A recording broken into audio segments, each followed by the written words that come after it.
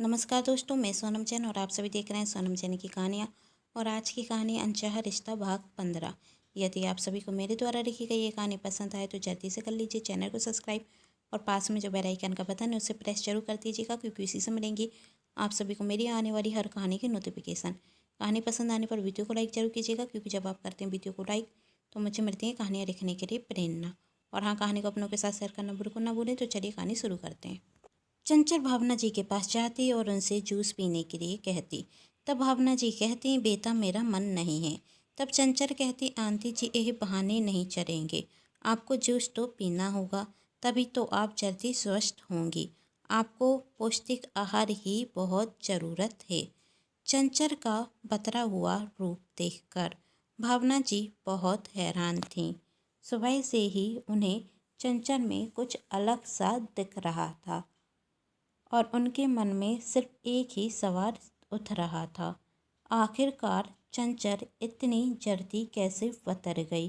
कहीं इस सब के पीछे कोई और कारण तो नहीं?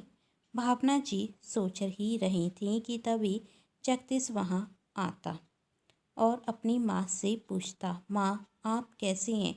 तब भावना जी ने कहा, बेटा अब मैं पहले से ठीक हूँ। तब चंचल कहती, देखो न जगदीश, मैं आंटी जी के लिए जूस लेकर आई हूँ और आंटी जी जूस पी ही नहीं रही हैं। अब यही जल्दी ठीक कैसे होंगी? अब तो तुम ही इन्हें समझाओ कि इन्हें जूस पीना कितना ज़रूरी है। तब जगदीश चंचल के हाथ से जूस का गिलास लेता और अपनी माँ को पीने के लिए कहता। अब जगदीश के बार बार कहने पर भावना जी मना नहीं कर पाती और वह जूस पीने लगती। तब जगदीश अपनी माँ से कहता, माँ अब आप आराम कीजिए। और चंचल से कहता, चंचल मुझे अच्छा लगा कि तुम माँ का इतना ध्यान रख रही हो। अरे जगदीश, यह तो मेरा फ़र्ज है। आंटी जी जल्द ही स्वस्थ हो जाएं, बस मैं तो यही चाहती हूँ और उसके लिए मुझे जो करना हो मैं वही करूँगी। हाँ, तुम्हें कम से कम माँ की चिंता तो है, जगदीश कह रहा था, वरना कई लोग तो स्वार्थी हैं। माँ के लिए उन्हें फिक्र ही नहीं, सिर्फ अपने से मतलब रखे हुए हैं।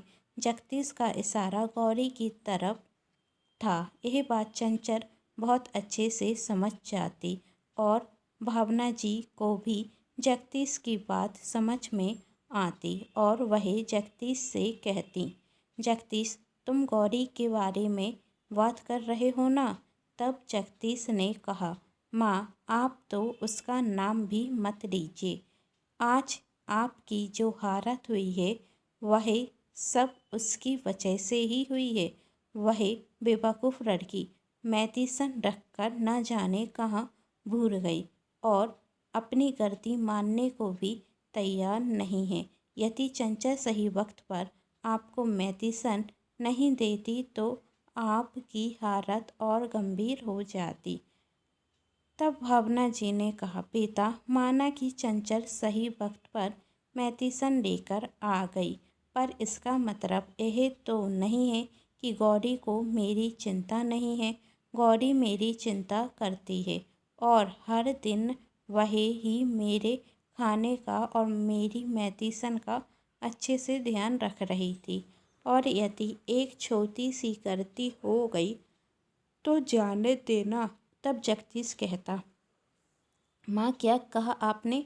छोटी सी गलती? ये कोई छोटी सी गलती नहीं थी और आपको तकरीब में मैं नहीं देख सकता।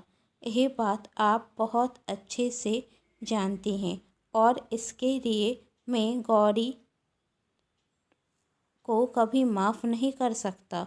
वही तो यदि आपने उसे इस घर में रुकने के लिए नहीं कहा होता तो मैं उसे कब से इस घर से बाहर कर देता।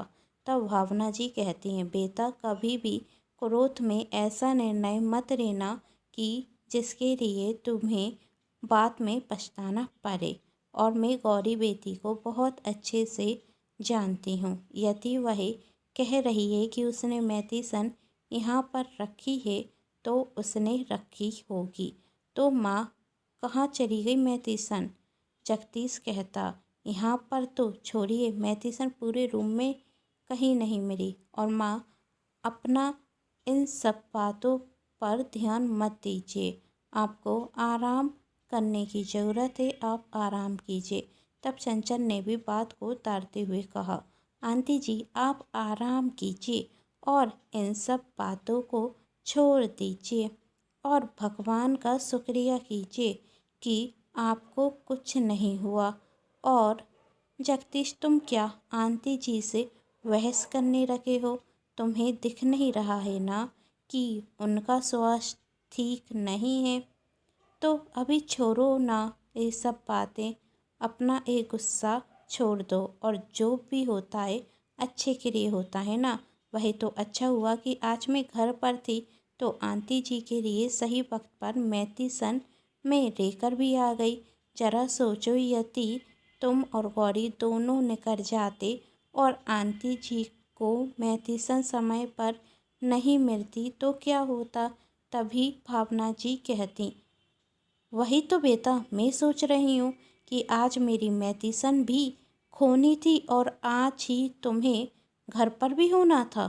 भावना जी की ये बात सुनकर चंचल घबरा जाती और कहती, आंटी जी अब ऊपर वाला तो वही करता है ना जो सही होता है, शायद इसलिए मैं सही वक्त पर घर पर आ गई। और छोड़िए ना ये सब बातें, कहते हुए चंचल वहाँ से चली जाती और बाहर मालती जी चंचल को बड़ी गौर से देख रही थी। चंचल सीधे वहाँ से चली जाती और मन में सोचती, लगता है कि आंटी जी और इस गौरी की माँ को मुझ पर संदेह हो गया है। अब ये दोनों मुझे फंसा ना दें, उसके पहले मुझे कोई और गेम खेलना होगा। क्या करूं अब मैं? यदि जगदीश को संदेह भी हो गया मुझ पर कि इस सब के पीछे मेरा हाथ था तो जगदीश मुझे छोड़ेगा नहीं। यही सब कुछ तो मैंने जगदीश की नज़रों में उठने के लिए किया है, पर इस गौरी ने तो ना जाने आंटी जी पर कौन सा जादू कर कर रखा है। उसके खिलाफ वही एक शब्द सुनना नहीं चाहता और मुझ पर संदेह कर रही हैं। यदि मैं नहीं होती ना तो पता चल जाता इन्हें। उस गौरी की माँ को तो मैं 1 मिनट में घर से बाहर निकाल दूँ, पर आंटी जी का क्या करूँ? जगदीश से पहले तो मुझे उनके दिल में जगह बनानी होगी और उनके ही दिल में गौरी के प्रति नफरत भरनी होगी। तभी तो मुझे इस घर में रहने का लाइसेंस मिलेगा, क्योंकि जगदीश तो वही करेगा ना जो उसकी माँ उससे करने के लिए कहेंगी। यदि आंटी जी एक बार जगदीश से कह देंगी कि मुझसे शादी कर ले तो वह कभी भी मना नहीं कर पाएगा। पर अब मैं क्या करूं? चंचल मन में सोच रही थी। जहाँ चंचल अपनी अगली योजना के बारे में सोच रही थी, वहीं भावना जी और मालती जी दोनों को चंचल पर संदेह था और मालती जी भावना जी से कहती, आज गौरी की वजह से तुम्हारा स्वास्थ्य खराब हो गया। इस बात का बहुत दुख है हमें, पर कहीं ना कहीं ऐसा लग रहा है कि इस सब में गौरी की गलती नहीं थी।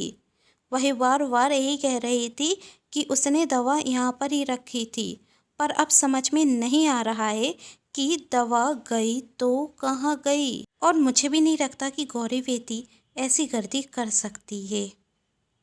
कहीं इस सब में किसी और का हाथ तो नहीं? मालती जी ने भावना जी की तरफ इशारा करते हुए कहा। तब भावना जी कहती, शायद तुम भी वही सोच रही हो जो मैं सोच रही हूँ। तो आपको भी चंचल पर संदेह है? मालती जी कहती। तब भावना जी कहती, हाँ मुझे भी चंचल पर ही संदेह है, पर सिर्फ संदेह के आधार पर मैं उसे गलत साबित नहीं कर सकती।